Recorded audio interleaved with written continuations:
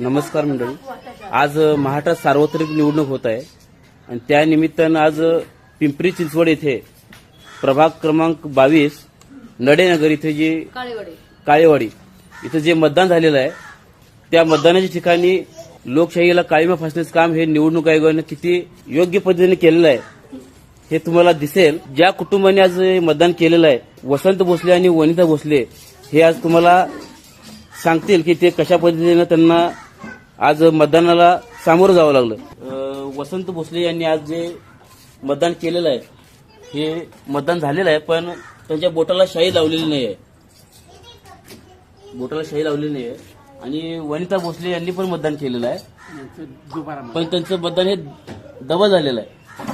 ते मतदान करण्यापूर्वी त्यांच्या आधी कोणीतरी मतदान करून गेलं होतं, डुप्लिकेट साईन देखील मारलेली आहे. तर निवडणूक आयोगानं ह्याच्यावर उत्तर दिलं पाहिजे. पार्वती स्कूल काळेवाडी इथं आम्ही मतदानासाठी गेलो आणि ते गेल्यानंतर त्यांनी मला पाहिल्यानंतर म्हटले की ऑलरेडी तुमचं मतदान झालेलं आहे.